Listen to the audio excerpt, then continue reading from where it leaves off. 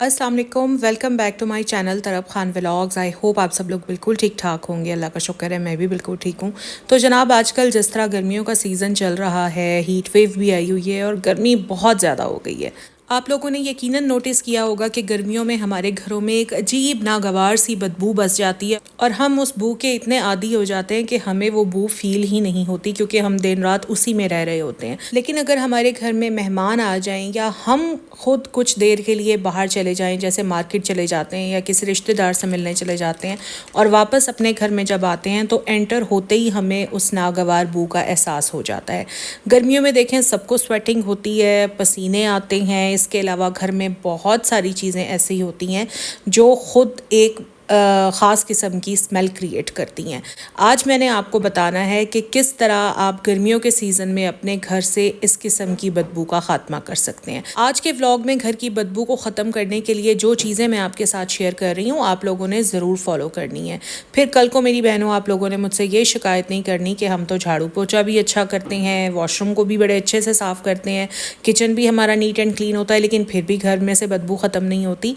घर की बदबू को ख़त्म करने के लिए स्पेशली गर्मियों के सीज़न में आपको ये तमाम टिप्स फॉलो करनी पड़ेंगी जो मैं आज आपको बता रही हूँ। आप लोगों में से किसी के घर में कारपेट्स होंगे, किसी के घर में रग्स होंगे, और फुट मैट्स तो हर किसी के घर में होते ही हैं। मैं पर्सनली कारपेट्स के बहुत ज़्यादा ख़िलाफ़ हूँ, क्योंकि जिस घर में कारपेट्स होते हैं उन घरों की सफाई पॉसिबल ही नहीं है। आप कभी अपने कारपेट का थोड़ा सा कॉर्नर उठाकर देखें, कारपेट के नीचे मिट्टी की इतनी मोटी मोटी तह होती है, और यही वजह होती है कि उस घर के बच्चे या बड़े डस्ट एलर्जी का भी शिकार हो जाते हैं। तो कोशिश करें अपने घर को कारपेट से फ्री करें। खूबसूरती के लिए मखसूस जगहों पर छोटे छोटे रग्स डाल लें, बस वो काफ़ी होते हैं और उनकी सफाई भी आसान होती है। आपके घर में रग्स हैं, कारपेट्स हैं या फुट मैट्स हैं, आपने नोटिस किया होगा कि उनमें से एक नागवार सी स्मेल आने लग जाती है। सबसे पहला रीज़न तो ये होता है कि जब हम काफ़ी अरसे अपने कारपेट्स, रग्स या फुट मैट्स को वॉश नहीं करते तो स्मेल आनी शुरू हो जाती है। कोशिश किया करें हर 3 माह के बाद अपने रग्स और अपने फुट मैट्स वॉश कर लिया करें। हाँ, कारपेट को वॉश करना काफ़ी मुश्किल होता है, इसलिए मैं कह रही हूँ कि कारपेट से जान छुड़वाएं। हफ्ते में एक दिन फिक्स कर लें, जैसे मैंने सैटरडे फिक्स किया हुआ है। रात को सोने से पहले जहाँ जहाँ आपके कारपेट्स हैं, आपके रग्स हैं या आपके फुट मैट्स हैं, आपने उन सब पर बेकिंग सोडा स्प्रेड कर देना है। जैसे अभी मैंने आपके सामने अपने रग पर इस तरह से बेकिंग सोडा स्प्रेड किया है। कोशिश करनी है कि पूरे रग पर या पूरे फुट मैट पर आपने थोड़े थोड़े से फासले पर बेकिंग सोडा अच्छी तरह से स्प्रेड करना है। सारी रात इस बेकिंग सोडा को इसी तरह से पड़े रहने देना है, और सुबह उठकर आपने इसके ऊपर ब्रश लगवाना है, ब्रश लगवा लें, वैक्यूम करना है, वैक्यूम कर लें। और मैं अपने रग्स पर बांस वाला जो झाड़ू होता है ना, वो लगवाती हूँ। मुझे लगता है ये बहुत अच्छी तरह से सफाई कर देता है।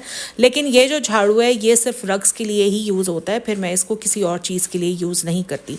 बेकिंग सोडा की बहुत ही बेस्ट प्रॉपर्टी है कि ये हर बैड ओडर को, यानी नागवार बदबू को जज़्ब कर लेता है। और जब सारी रात रग्स पर, कारपेट्स पर या फुट मैट्स पर ये बेकिंग सोडा पड़ा रहता है तो ये हर तरह की ओडर को एब्जॉर्ब कर लेता है, और सुबह जब आप इस पर झाड़ू लगाते हैं तो आपका कारपेट, रग या आपके फुट मैट्स हर तरह की नागवार बदबू से पाक हो जाते हैं। आप लोग ट्राई करके देखिएगा, आपको मेरी ये टिप बहुत ज़्यादा पसंद आएगी।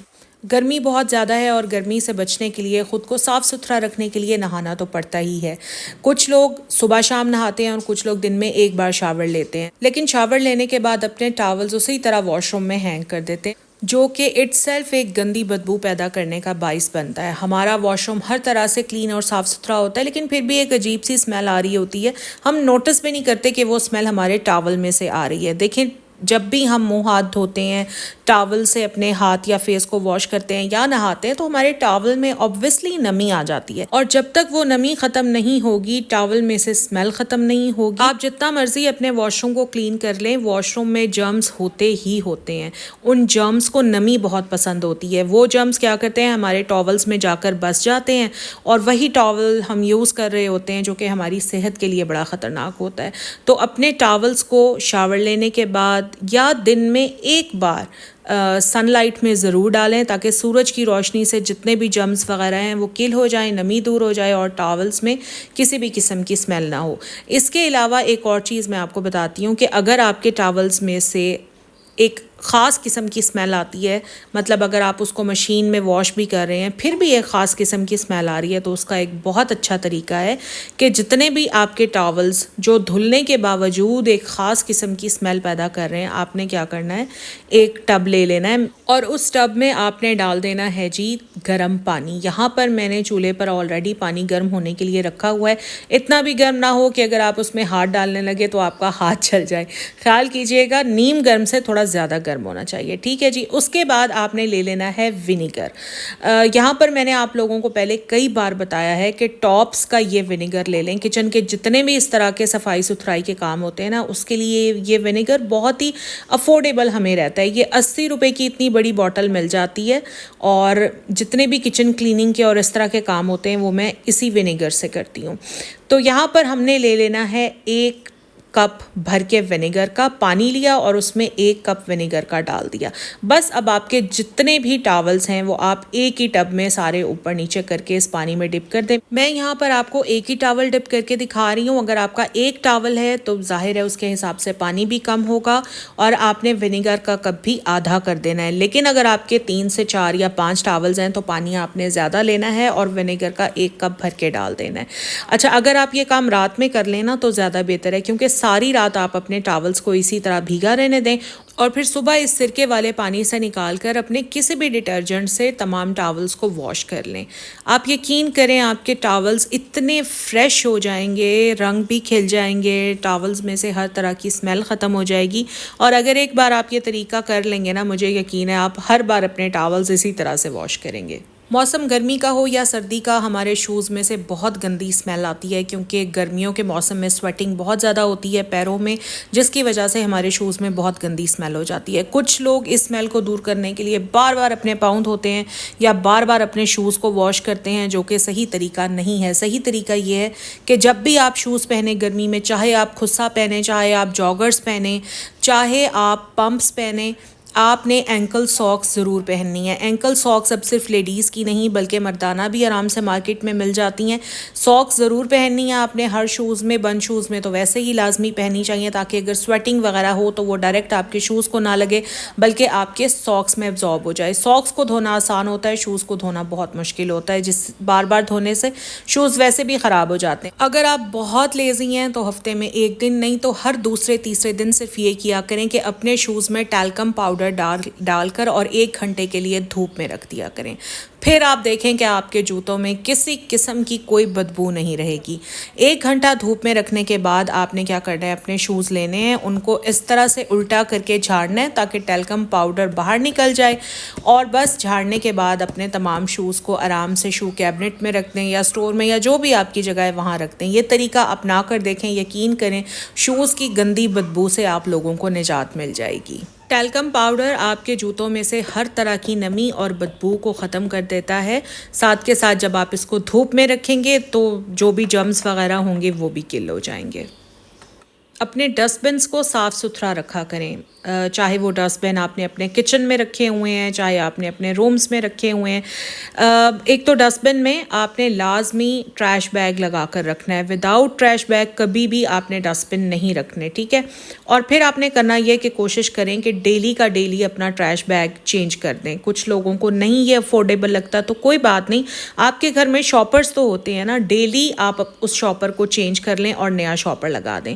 हमें पता नहीं चलता मगर ये जो ट्रैश होता है ना, इसकी भी अपनी एक स्मेल होती है। अक्सर हम क्या करते हैं कि डस्टबिन में जितना कूड़ा इकट्ठा होता है, जितना ट्रैश इकट्ठा होता है, डेली का डेली हम वो तो फेंक देते हैं, बट हम ट्रैश बैग चेंज नहीं करते। कोशिश किया करें कि डेली ट्रैश बैग चेंज कर दिया करें। और गर्मी के मौसम में तो ख़ास तौर पर किचन में फ्रूट या सब्जियों के छिलके किसी भी सूरत अपने डस्टबिन में पड़े ना रहने दें, बल्कि कोशिश करें कि एक शॉपर में बंद करके और बाहर किसी डस्टबिन में जाकर फेंक आएं। अपने रब की मैं क्या तारीफ़ करूं, बहुत हिकमत वाला है मेरा रब, जो गर्मियों में गर्मी के साथ हमें ऐसे फल दे देता है जो हमारे जिस्म में मौजूद विटामिन, सॉल्ट्स और मिनरल्स की कमी को पूरा करते हैं। गर्मियों में हम इस तरह के फ्रूट्स बहुत शौक से खाते हैं, जैसे खरबूजा, तरबूज, केले, आम। लेकिन आप लोगों ने नोटिस किया होगा कि खरबूजे, आम और केले की स्मेल फ्रिज में भाई बहुत ज़्यादा हो जाती है, जिसकी वजह से हमारे दूध में भी वो स्मेल आ जाती है और बाकी चीज़ें रखी हुई हैं उनमें भी आ जाती है, पानी में भी आ जाती है।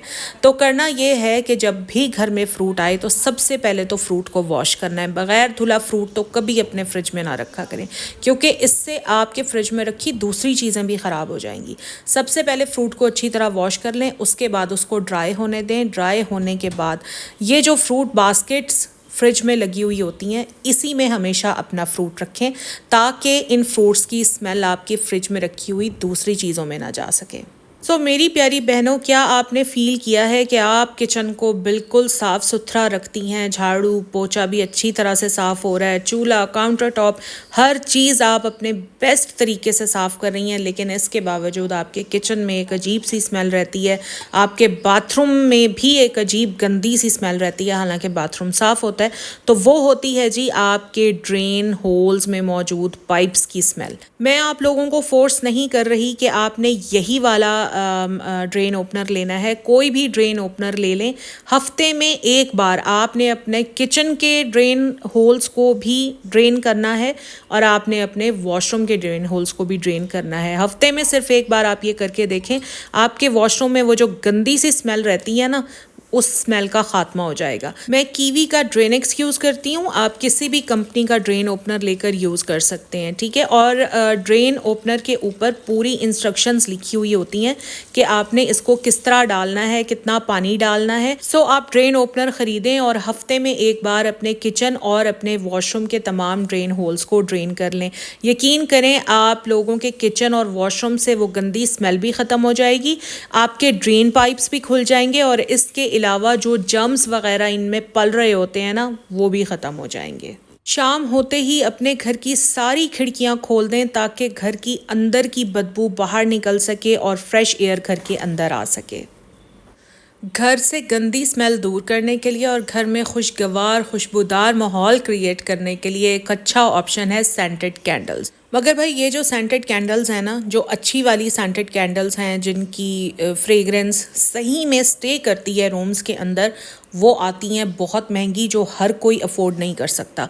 आपने उन कॉस्टली सेंटेड कैंडल्स की तरफ नहीं जाना, बल्कि आप ऐसी सेंटेड कैंडल्स लें जो आप आराम से अफोर्ड कर सकते हो। अब ये जितनी भी आपको यहाँ सामने कैंडल्स रखी हुई नज़र आ रही हैं, ये मैंने बहुत ही सस्ती ली हैं, ठीक है। मैं मानती हूँ कि इनकी जो फ्रेगरेंस है वो स्टे नहीं करती, मगर जब तक ये जलती रहती हैं एक अच्छा सा सेंट क्रिएट होता रहता है और माहौल बड़ा खुशगवार रहता है। हुंजा की scented candles are the best, but बहुत महंगी होती हैं। पहले मैं वही यूज़ करती थी, लेकिन अब काफ़ी अरसे से मैंने यूज़ करना छोड़ दी हैं और मेरी कोशिश होती है कि कोई भी एक्सपेंसिव सेंटेड कैंडल ख़रीदने की बजाय मैं ऐसी ख़रीद लूँ जो अफोर्डेबल भी हो और ख़त्म हो जाए तो कम से कम दुख ना हो।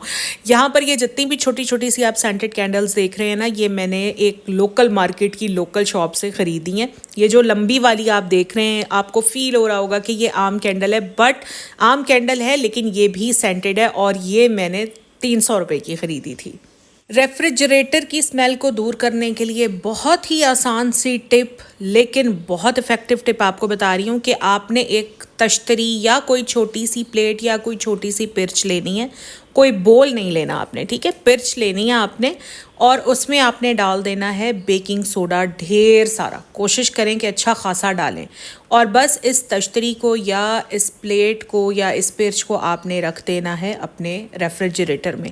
जैसे कि मैंने आपको बताया कि बेकिंग सोडा जो है वो हर तरह की बैड ओडर को एब्जॉर्ब कर लेने के लिए बेस्ट सल्यूशन है। तो आप एक बार ये करके देखें, आपके फ्रिज से हर तरह की स्मेल दूर हो जाएगी। बट इसका मतलब ये नहीं है कि आप अपने फ्रिज को साफ़ ना करें, साफ़ ज़रूर करें, क्योंकि अगर आप फ्रिज को साफ़ नहीं करेंगे और बेकिंग सोडा रखते रहेंगे तो फिर कोई असर नहीं होना। फ्रिज को साफ़ ज़रूर करें और साथ में बेकिंग सोडा रख दें, आपके फ्रिज से हर तरह की स्मेल दूर हो जाएगी। घर के सोफ़े, पर्दे, हर तरह का फर्नीचर, हमारे मैट्रेस एक ख़ास तरह की बदबू क्रिएट करते हैं, क्योंकि रोज़ रोज़ तो ऐसी चीज़ों को वॉश या क्लीन नहीं किया जा सकता। इसके लिए मैं आपको बहुत ही ज़बरदस्त एक लिनन स्प्रे बनाना बता रही हूँ, जो आप अपने कपड़े की हर चीज़ पर कर सकते हैं। जैसे सोफ़े हैं, हमारे पर्दे हैं, हमारी बिस्तर की चादरें हैं जब हम बेड पर उन्हें बिछा लेते हैं, या हमारी पोशिश वाली कुर्सियाँ हैं। आपने करना ये है कि 1 कप पानी लेना है और उसमें 20 कतरे किसी भी एसेंशियल ऑयल के डाल देने हैं। मार्केट में तरह तरह के इतनी प्यारी प्यारी खुशबुओं वाले एसेंशियल ऑयल मिलते हैं, आपको जो भी खुशबू अच्छी लगे आप वही एसेंशियल ऑयल ले लें।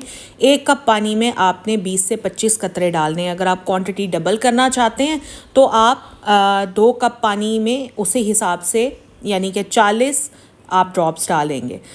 मैं वैसे क्या करती हूँ, जब भी मैंने करना होता है ना, मैं फ़्रेश बनाकर करती हूँ। वैसे भी क्योंकि ये होममेड है, अगर आप इसको बनाकर स्टोर करेंगे तो ये स्टोर नहीं होगा, एसेंशियल ऑयल अपनी जो खुशबू है वो लूज़ कर देगा। सो जब भी आपने करना हो फ्रेश बनाएं, फ्रेश स्प्रे करें। इसको आप अपने मैट्रेसेस पर, अपनी बिस्तर की चादरों पर, बेडशीट्स पर, पर्दों पर, पोशिश वाली कुर्सियों पर, सोफ़ों पर आराम से आप इसको स्प्रे करें और फिर देखें कि आपके रूम से, आपके घर से कितनी खुशगवार, कितनी अच्छी खुशबू आती है।